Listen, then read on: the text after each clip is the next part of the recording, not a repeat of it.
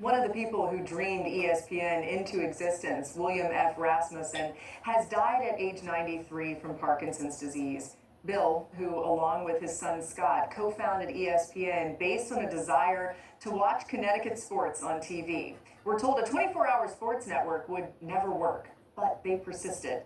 And thanks to that, ESPN was launched, and more than 45 years later, it seems Bill and Scott were right. Jeremy Schaff takes a look back at our founders' story. 3, 2, and 1.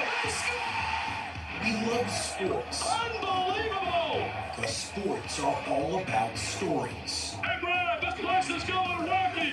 We don't have to take anybody that Mel Kiper says we have to take. Booyah! And the story of ESPN can't be told without Bill Rasmussen. In fact, it starts with Bill Rasmussen. What does all of that mean to you? I guess I've never really been one to stand up and say, look what I did. There are a lot of people that I walk into a room, they have no idea I am, and that's fine. Of course, I'm proud of them. The year was 1978, and Rasmussen had just been fired as the Hartford Whalers public relations director.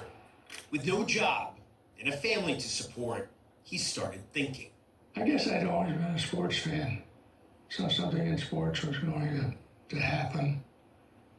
And wouldn't it be great if we could produce our own programming and get some coverage, maybe locally, maybe in New England? The initial conceit was modest, but then Rasmussen learned that a new communications satellite was being launched into space. Now there was potentially a vast canvas to work with. And he and his son Scott started drawing up plans. Our options, our plans, our dreams expanded. RCA Maricom had not been able to convince the television industry that this was going to be a big thing. So they were willing to show the industry by working with us.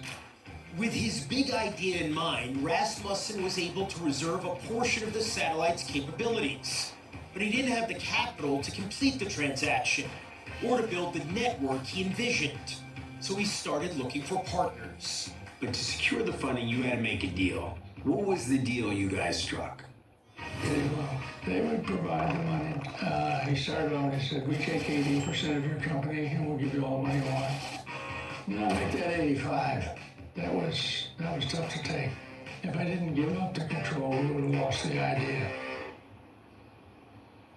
With the vast resources of Getty Oil behind him, Rasmussen could now start building his dream into reality.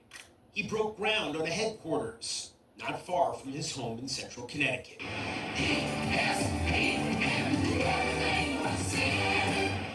Just 15 months after the idea was hatched, ESPN went live on September 7th, 1979. Yea, verily, a sampler of wonders. Hi, I'm Lee Leonard, welcoming you to Bristol, Connecticut, 110 miles from New York City. Why Bristol? Because here in Bristol is where all the sports action is as of right now.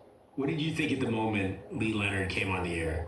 We were also standing there, we just kind of looked in awe. I guess we crossed our fingers and we had to go, here we go, guys, because one of our contractors was still finished cleaning up and he's out in the hallway. This guy out there with a mop cleaning the hallway, and we're over here making TV history. Now, I'm still not sure just exactly how it works, but here's a man who can show us, Bill Rasmussen. Today, modern technology has taken those dreams and that imagination and turned it into a reality that allows us to bring a television picture into your home via satellite.